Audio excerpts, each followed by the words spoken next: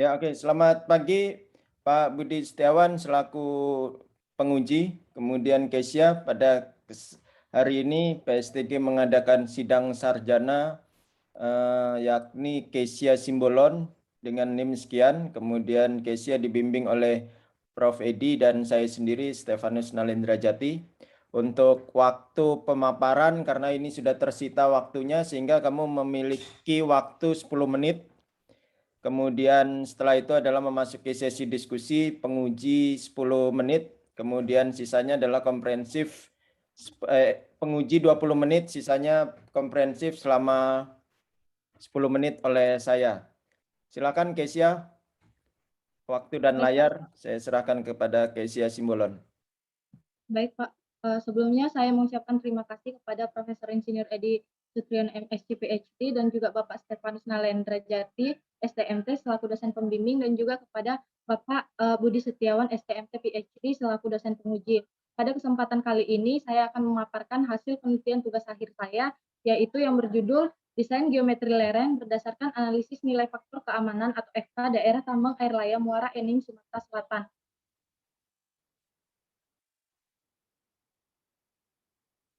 Latar belakang penelitian antara lain yang pertama, tambang air laya merupakan salah satu wilayah yang dikelola oleh PTBA, yang kedua metode penambangan berupa open pit mining, yang ketiga kestabilan lereng harus diperhatikan, dan yang terakhir diperlukan desain lereng yang memperhatikan faktor-faktor penyebab pergerakan massa.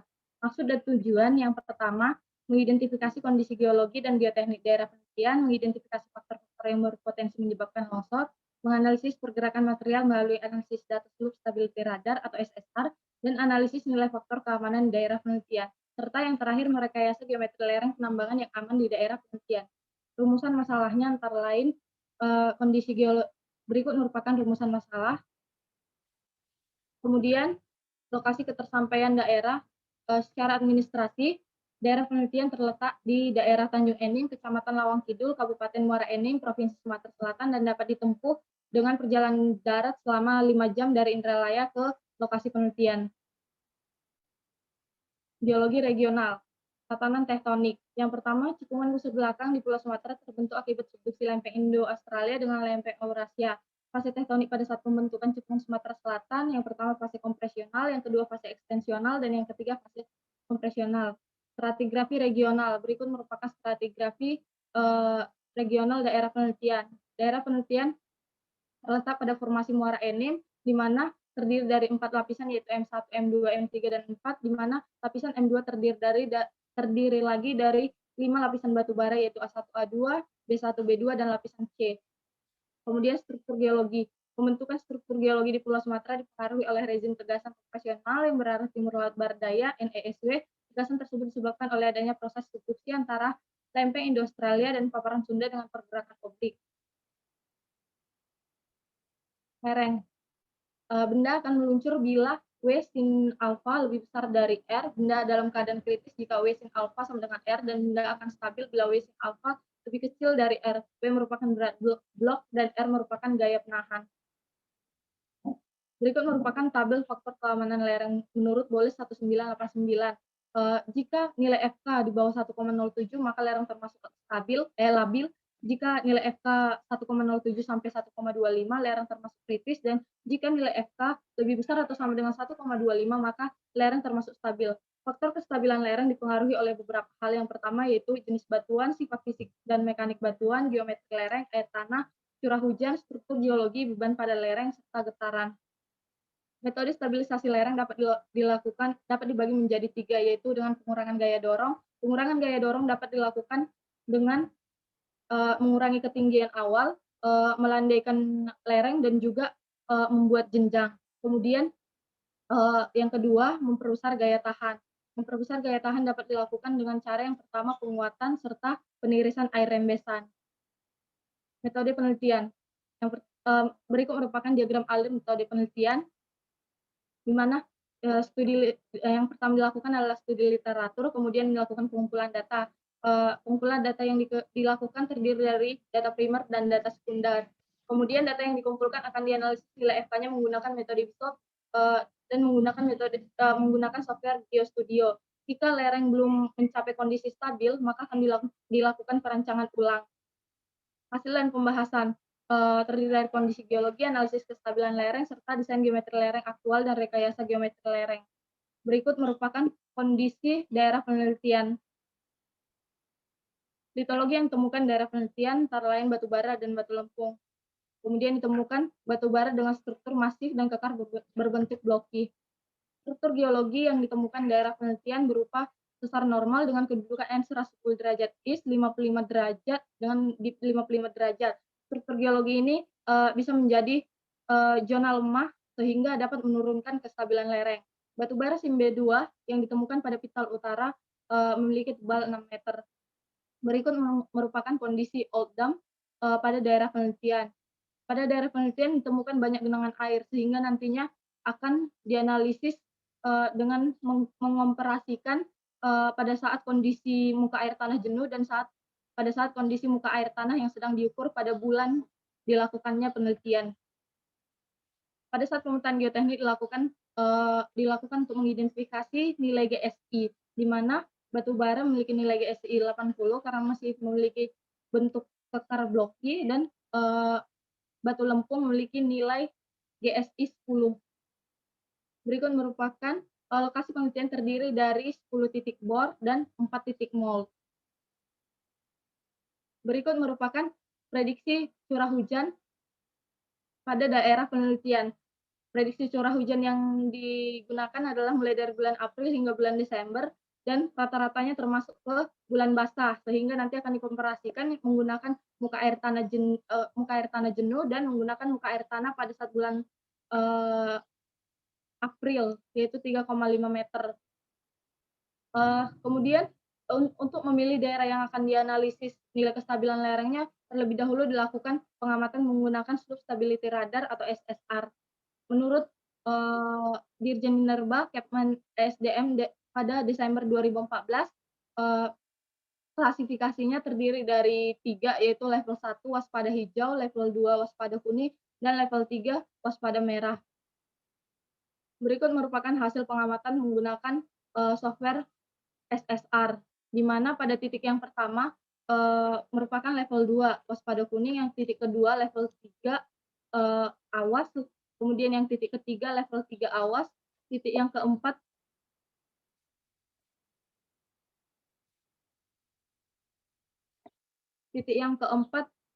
level 2 waspada kuning, dan titik yang kelima level 1 waspada hijau.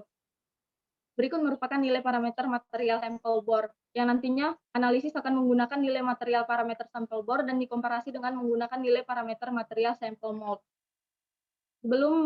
Untuk mengidentifikasi nilai parameter sampel mold akan dilakukan pengambilan sampel terlebih dahulu, kemudian dilakukan 3 menit lagi, guys ya. Ujian direct sear dan nilai parameter material berikut merupakan nilai material sampel mold. Kemudian akan dilakukan analisa pada penampang desain bulan April 2021 yang terdiri dari 4 penampang. Penampang A memiliki nilai faktor keamanan aktualnya 1,024. Setelah dilakukan rekayasa, menghasilkan nilai FK 1,403 menggunakan data bor dan 1,545 menggunakan data mold. Dan ini merupakan pada kondisi jenuh, muka air tanah jenuh. Sedangkan pada kondisi muka air tanah 3,5 meter di bawah permukaan nilai aktualnya 1,543 dan pada rekomendasinya 1,763. Kemudian penampang B aktual memiliki nilai FK 1,137, kemudian pada saat menggunakan rekomendasi menggunakan data bor memiliki nilai FK 1,332. Rekomendasi menggunakan data mold menghasilkan nilai FK 1,780. Kemudian untuk penampang C nilai FK aktual yaitu 0,861. Kemudian pada saat menggunakan rekomendasi desain dengan material properties data bor menghasilkan nilai FK 1,821 dan menghasilkan kondisi stabil. Rekomendasi data mold menghasilkan nilai FK 2,023 dan sudah mencapai kondisi stabil.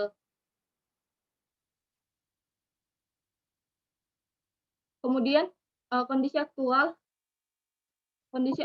pada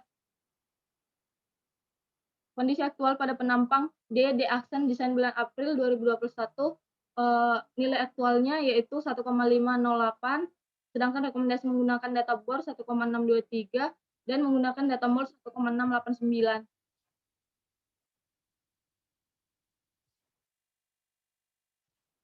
Kemudian 1 menit lagi, Kesia.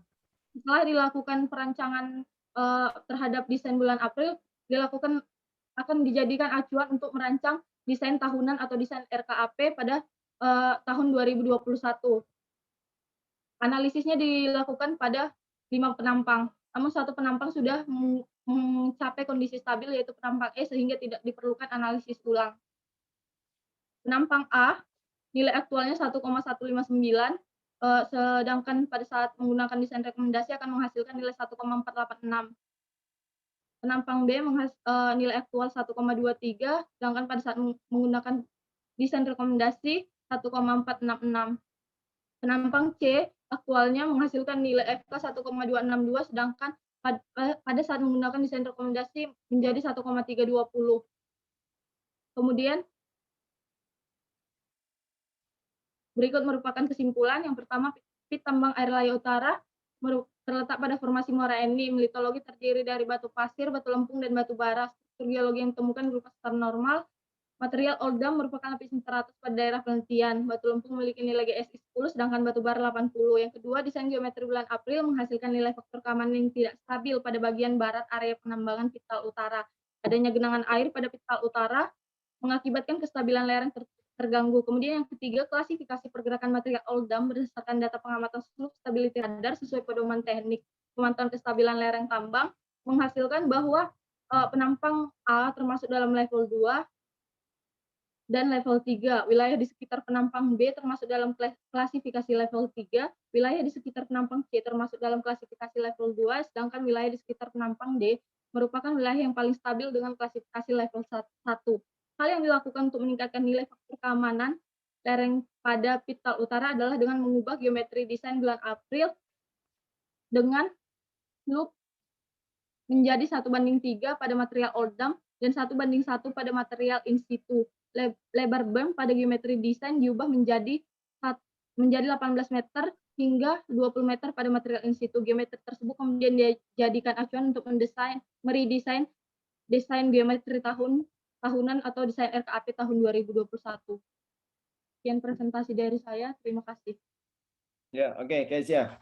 Waduh, kamu nggak tahu kemarin waktu kolokium disampaikan nggak ya? Teknik kamu memaparkan itu entah tidak informatif jadinya.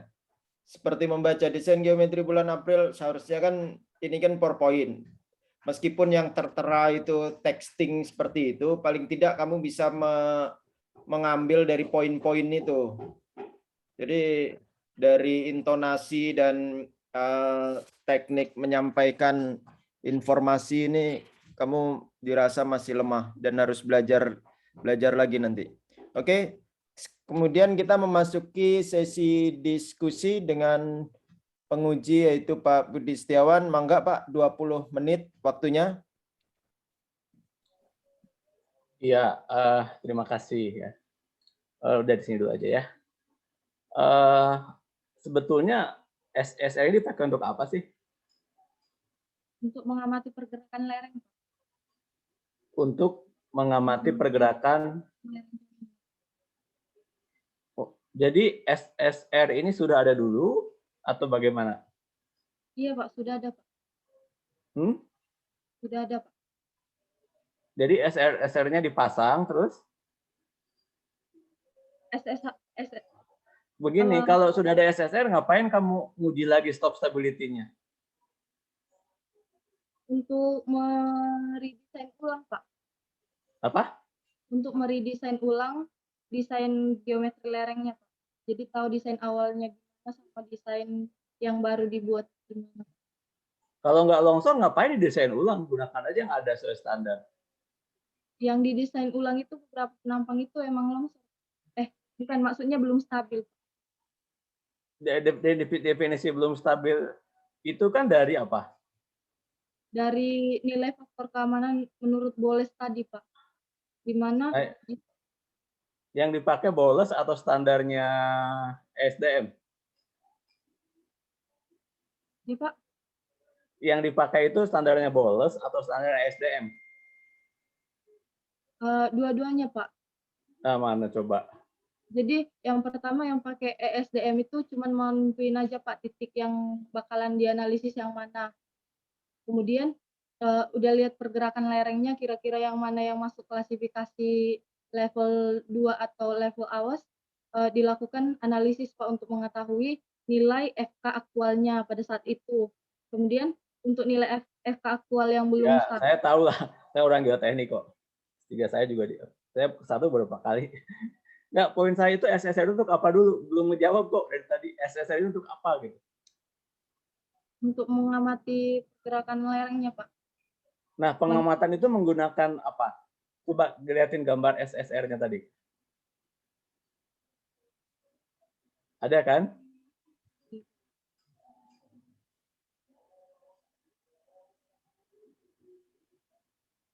Nah, ini kondisi kapan?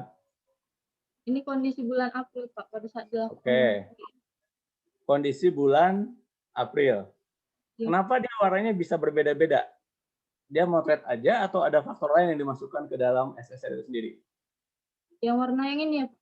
Ya, Warna ini yang warna merah menunjukkan kalau pergerakannya itu progresif Pak, meningkat. nah, kamu tahunya bahwa itu, kamu cuma lihat aja ya, tapi kamu nggak pernah nanya kenapa SSR itu dipasang. SSR dipasang untuk jadi ketika pergerakannya sudah semakin meningkat dan masuk ke level Emang 3 kelihatan itu barangnya bergerak di SSR? di aplikasinya Pak, dipantau. Di aplikasinya dipantau, terlihat pergerakan. Iya Pak. Tahunya ada deformasi dari mana? Dari grafiknya Pak. Dari grafik itu. Iya Pak. Nah, itu parameternya apa aja yang digunakan di grafik itu? Deformasi sama waktu Pak. Deformasi itu apa sih? Yang bisa terukur?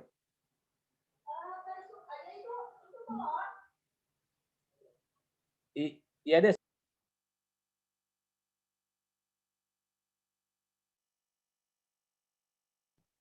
Ayo jawab Kesia. Iya Pak. Deformasi itu bisa terukur nggak?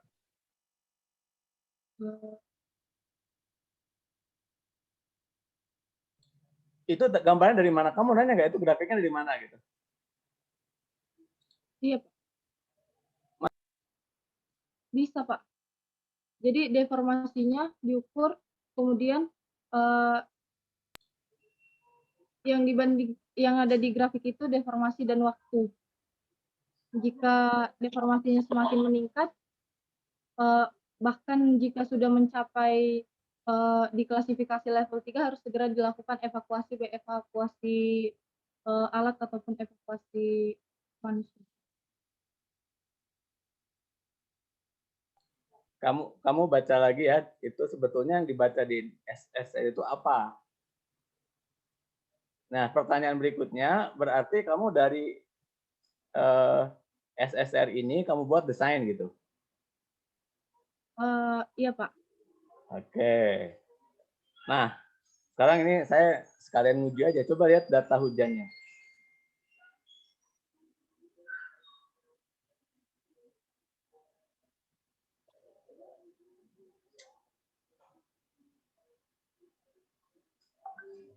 Nah, coba lihat. Saya baca sepintas di skripsi kamu bahwa curah hujan berpengaruh terhadap muka air tanah. Ya, Iya Pak. betul.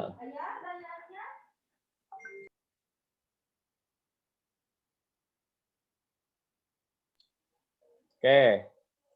Sekarang kamu lihat, hujan di bulan April sama Maret besar mana? Maret. Nah, kenapa muka airnya, coba lihat, lebih dangkal atau lebih dalam ini artinya? Ini angkanya dari atas atau dari bawah? Yang ini ya Pak. Kamu ukurnya dari atas kan? Iya Pak, dari atas. Dari permukaan. Oke, Maret, Februari itu lebih besar hujannya. Iya. Terbesar di apa? Di Februari kan? Iya. Jumlah jam hujannya 65, hari hujannya 21, frekuensi hujannya 50. Itu jam hujan, oke, berarti dalam jam. Hari jumlah hari. Kalau frekuensi apa sih? Eh,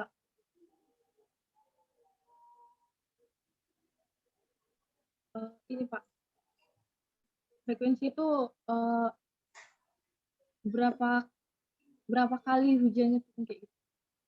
Periode hujannya Nah, banyak nih. mulai nggak kemana-mana. Jam hujan, hari hujan, sama frekuensi itu apa gitu? Banyaknya hujan Pak, frekuensi. Kalau banyaknya hujan, hari hujan kan? Satuannya apa sih frekuensi itu?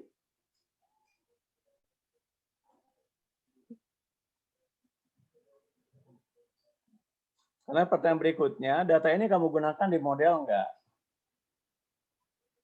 Data ini hanya saya gunakan yang bulan April sampai ini, yang curah hujan sebenarnya itu prediksi Pak. Jadi yang menggunakan yang bulan April sampai Desember dan masuk ke rata-rata bulan basah. Jadi saya komparasi desain yang menggunakan muka air tanah jenuh sama muka air tanah yang diukur Pak. Jadi Oke, karena pakai kamu lihat muka air jenuhnya kamu tuh polysaturated, artinya airnya itu mengalir di permukaan kan kalau di model kamu itu. karena adanya banyak genangan-genangan air, jadi saya pakai ini Pak, air tanah jenuh. Nah, kamu lihat lagi polysaturated dan unsaturated. Sebetulnya kalau air yang sampai mengalir di permukaan itu udah polysaturated dan itu kamu nggak perlu lagi pakai data ini. Makanya tadi, makanya kenapa kamu menggunakan data ini di model kamu? Ayo. Data ini untuk apa? Kenapa kamu gunakan paket angka yang bulan April? April kan 4,14, berarti dia lebih dalam kan?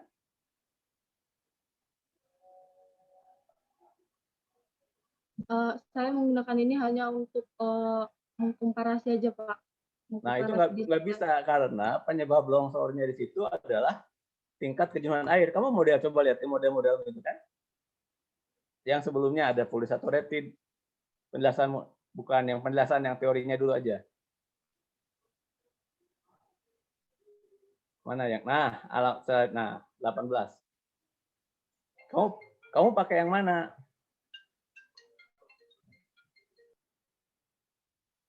Satunya pakai yang saturated Pak.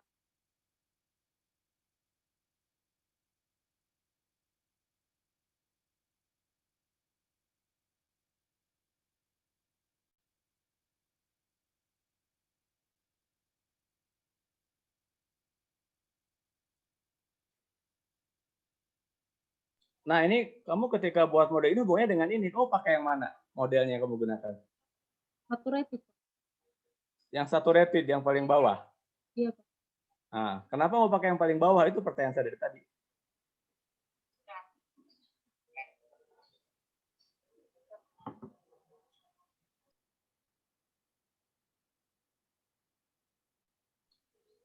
Kenapa kamu gunakan yang polysaturated gitu kan? Karena saya menemukan banyak genangan air. Banyak genangan.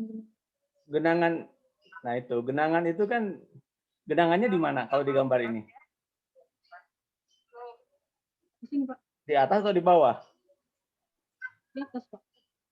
Di atas. Nah itu ya, itu kamu coba pelajari karena modelnya itu kalau gini, ketika hujan terjadi semua air mengalir di permukaan nggak kan? Nggak juga kan? Iya Pak. Di lerengnya itu semua terisi air nggak? Nggak kan? Iya. Ya. Ini dari model ini saya bisa model ini ya.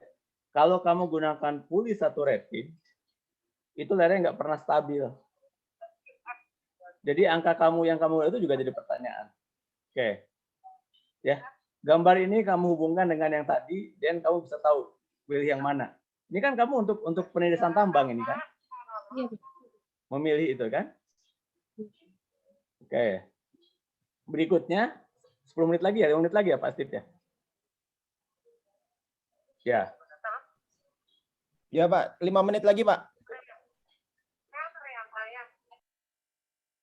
Oke, sekarang pada saat kamu apa bedanya? Kamu kan 3 model, pakai data mold, pakai data bore. Apa bedanya? Nah, kalau yang data bor itu ini Pak, lebih rendah nilai. Saya sebenarnya cuma mau komparasi aja Pak dengan data terbaru. Data yang terbaru itu data mold di bagian Coba. OldDAM. Oke. Kan beda fungsinya kan? Mold itu kan di permukaan kan? Iya Pak. Tapi Terus untuk kamu material ambil datanya dengan undisturbed atau disturbed? undisturbed, Undisturbed. Kalau data bore? menggunakan bor Pak. Ya, datanya disturbed atau undisturbed? Undisturbed Pak. Hah? Undisturbed. Kayak bingung juga tuh disturb sama undisturbed. Kamu cuma masukin angka aja. Mana yang disturb, mana yang undisturbed. Coba cara kamu ngambil sampel mold itu gimana? Diambil sampelnya, itu tanahnya apa? Nah, coba. Nah, itu kan tanahnya kamu kumpulin kan? Iya. Atau kamu pukul? Ini tanah disturb atau undisturbed? Undisturbed Pak. Di ini menggunakan pipa. Oke, kalau yang bor? Kalau yang bor yang tidak terganggu. Oke, bingung. Oke ya. Tuh, coba. Apa bedanya? Kenapa kamu gunakan 3? Karena kamu kan beda dong posisinya. Satu di atas. Kalau kamu pada saat membuat model solvability slide 31,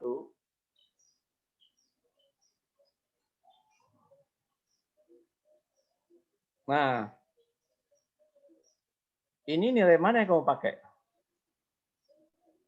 Kalau yang di analisis tadi Pak, jadi yang saya pakai itu sebenarnya yang material in situ-nya pakai material sampel bor. Nah, yang saya komparasi itu hanya di nilai OldDAM-nya Pak. Komparasi yang menggunakan data sampel bor, ini data yang sudah ada sebelumnya dan data sampel mold yang baru saya ambil Pak. Karena tidak memungkinkan lagi untuk mengebor di daerah sana. Iya, nggak mungkin lah, nggak boleh kan itu. Dari nilai ini, kamu kan nyampein di lampiran ya, nilai data bor. Iya. Gimana kamu cara nentuin di sininya? Nentuin Kan ada beberapa titik kan, titik bornya. Ini sampel yang mana ini? iya Pak, ada beberapa titik. Ini udah jadi rata-ratanya Pak. Nah, kenapa kamu rata-ratakan? Berapa standar deviasinya? Standar deviasinya 95%. Itu gede banget. Itu standar deviasi untuk apa?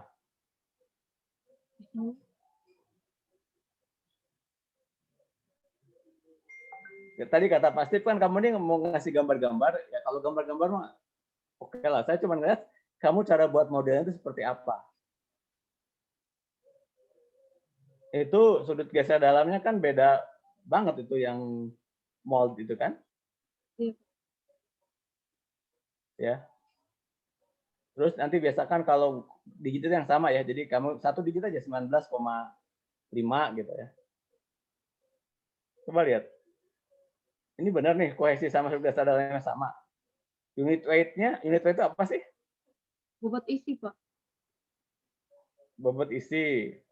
Iya. Oke. Kalau melihat angka, ini lebih kamu ya. Hampir OB semua hampir sama kan? Yang unit weight-nya 20, 19, 21 ya. Kecuali kol, batu bara kan beda memang unit weight-nya. Iya. Tapi timbulan kamu unit weight-nya 14, sekian. Oke. Sudut geser batu bara kohesi sudut batu bara lebih gede karena memang lebih kompak ya. Nah itu pertanyaan saya, ini rata-rata apa sih ini? Kamu ketika buat model itu, coba lihat titik bor. Titik bor satu lagi. Ini kan kamu bisa buat per penampang kan? Penampang kamu kemana? Kamu kan buat 5 penampang. Ya. Enggak, ada titik bor, ada titik bor. Penampangmu mana aja? Yang A di sini Pak, B di sini, C di sini, D di sini. Nah, kenapa data bornya nggak kamu gunakan yang itu pada saat buat model? Kenapa kamu rata-ratakan?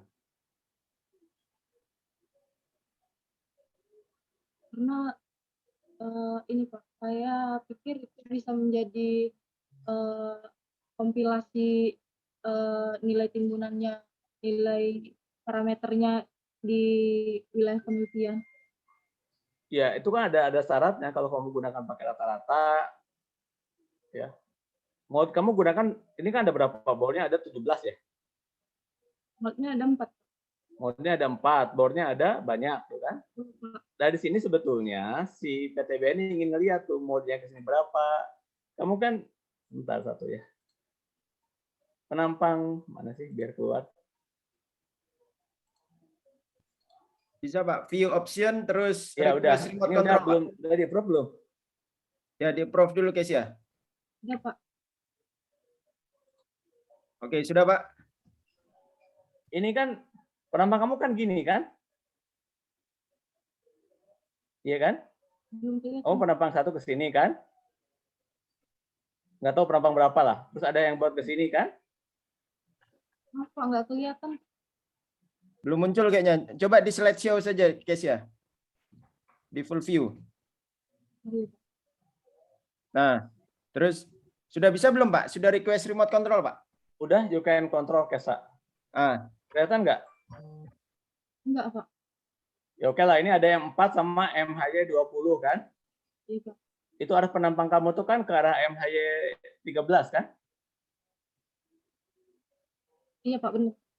Iya, terus nanti ada MHY 19 sama MHY sama M3 kan? Penampangmu kan ke arah semua ke arah MHY 13 kan? Iya. Iya. Oh, sementara pada saat kamu buat model kamu rata-ratakan kan? Iya. Kenapa nggak kamu buat satu-satu?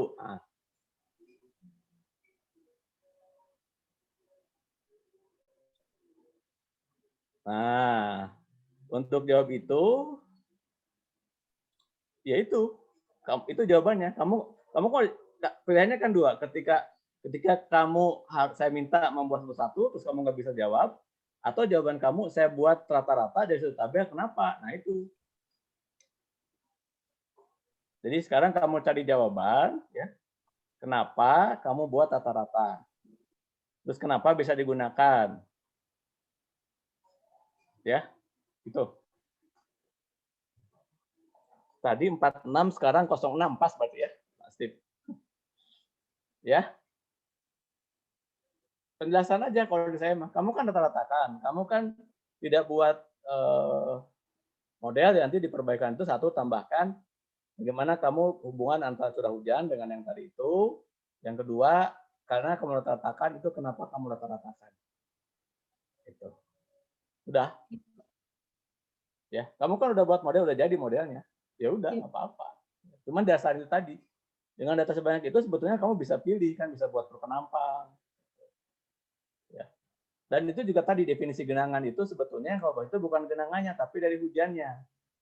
Kan pertanyaannya kenapa dia bisa tergenang? Berarti hujannya berapa besar? Kan itu. Itu kan untuk proyeksi ke depan. Kalau hujan sekian milimeter, tadi data terhujan, maka kemungkinan akan tergenang kan itu.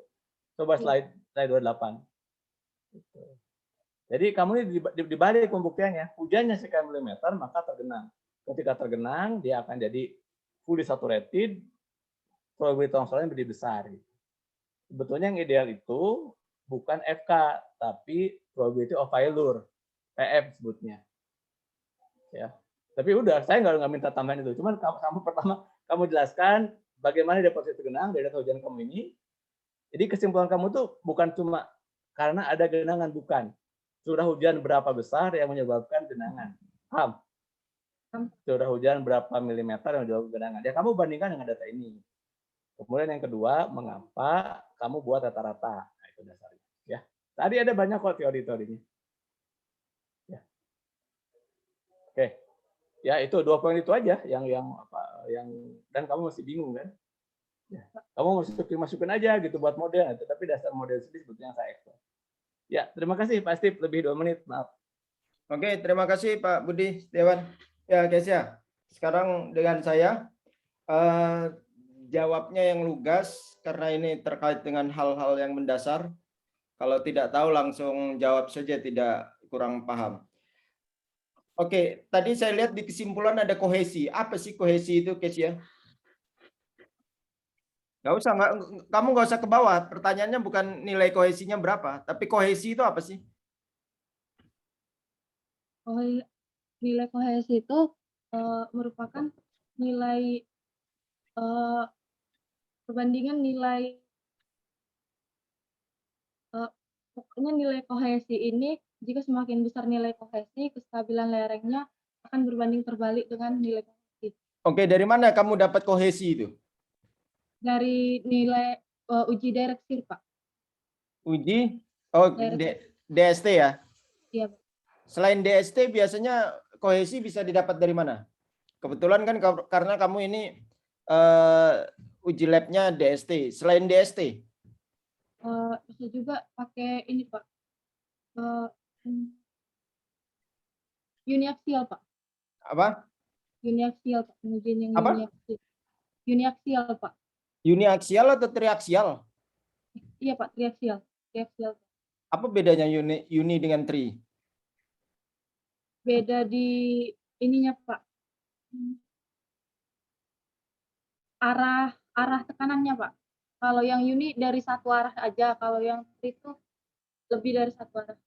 Oke, kemudian masih terkait kohesi, kalau sudut geser dalam itu apa sih? Apakah sama dengan kohesi atau beda? Kalau beda apa? Sudut geser dalam itu sudut antara hubungan tegangan normal dengan tegangan geser, Pak. Jadi kalau sudut geser dalamnya tinggi, ketahanan materialnya juga tinggi. Nah, Kestabilan tinggi juga tinggi. kemudian kamu aktualkan dengan perolehanmu, nilai sudut geser dalammu bagaimana? Sesuai, Pak. Apa? Sesuai, Pak. Pada saat sudut geser dalamnya lebih tinggi, maka nilai FK-nya juga akan lebih tinggi. Oke, kemudian yang kamu uji apa saja di sini selain DST? UCS? Enggak, Pak. Kenapa kok enggak? Sama unit weight. Sama Iya, kenapa kok pengujian tidak dilakukan UCS? karena saya cuma pakai data kohesi sama sudut geser dalam yang dari DST aja, Pak. Apa? Gimana? Karena Yang terakhir karena saya cuma butuh data kohesi sama sudut geser dalam dari pengujian DST aja, Pak. Oke, kemudian setelah DST kamu bagaimana untuk metode analisismu? Nah, Metode penelitianmu sebelum muncul ke model? Setelah mendapatkan nilai material properties itu, Pak, dari material in situ maupun material oldham itu, kemudian dirata-ratakan nilainya. Setelah itu rata-rata nilainya itu yang akan dimasukkan ke parameter material properties di GeoStudio untuk Oke. menganalisis. Cukup. Apakah kamu ada pengamatan untuk parameter GSI? Ada, Pak. Nah, bagaimana kamu melakukan pengamatan tersebut? Pengamatan itu dilakukan dengan mengamati litologi pada saat dilakukan pemetaan geoteknik di lapangan, Pak. Misalnya seperti batu bara memiliki struktur masif dan kekar berbentuk blokis sehingga masuk ke nilai GSI 80. Dan batu lempung yang masih memiliki laminasi sehingga masuk ke nilai GSI 10. Berarti hanya klasifikasi saja ya? Iya, Pak. Oke. Kemudian kamu studi tentang batu bara. Oke. Genesa batu bara itu bagaimana sih? Kesia? Iya, Pak. Jadi batu bara itu merupakan endapan dari tumbuh-tumbuhan, kemudian terkompresi selama berjuta-juta tahun dan menghasilkan batu bara. berjuta-juta tahun. Ya, itu batu bara masuk golongan batu apa? Batuan apa? Sedimen, Pak. Nah, coba kamu strukturkan atau kamu apa namanya alurkan batuan sedimen itu jenis batuan sedimen apa saja, kemudian batu sehingga diperoleh pemahaman sehingga batu bara termasuk batuan sedimen jenis ini seperti itu.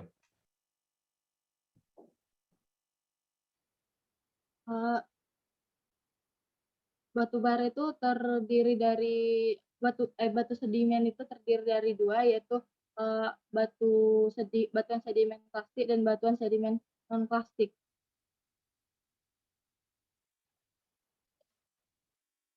Ya, terus?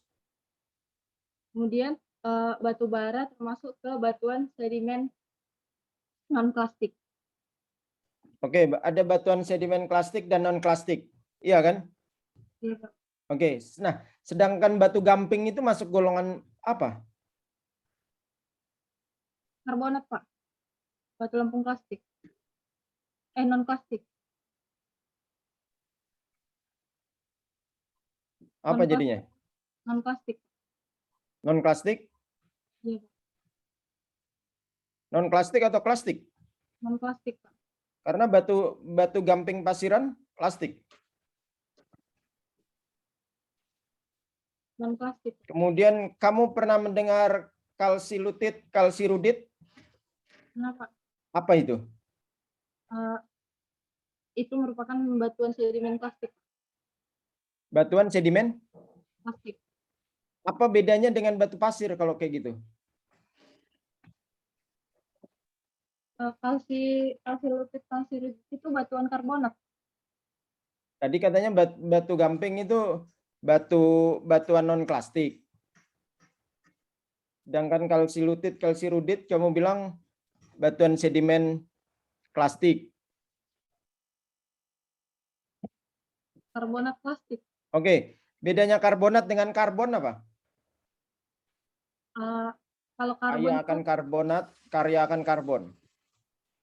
kalau karbon itu unsur C, Pak. Kalau yang karbonat CH3. Apa?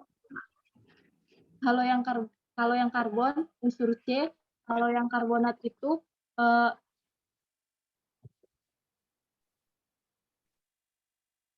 Oke, nggak tahu. Ya.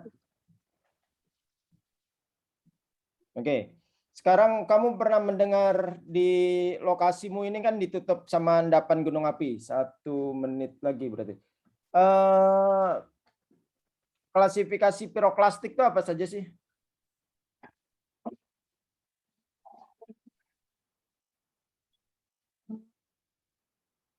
Iya, jenis-jenis batuan piroklastik.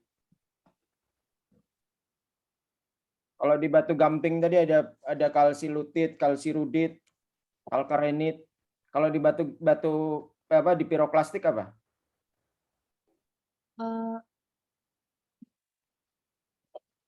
es lapilli. Apa? Es lapilli bom. Apa? Coba ulang. Es lapilli bom. Yang dari dasar, yang paling halus. Yang paling halus es, Pak. Terus lapilli. Terus kemudian? Es bom. Wih, masa langsung bom?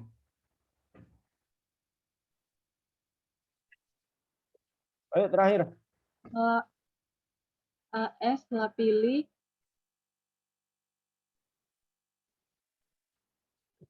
Oke, cukup. Ya, rasanya kita terbatas waktu 10.15 tempat saya. Silakan ditutup, Kesia. Baik, Pak. Terima kasih atas kesempatannya. Sekian dan terima kasih juga atas waktunya. Sekian presentasi dari saya. Terima kasih.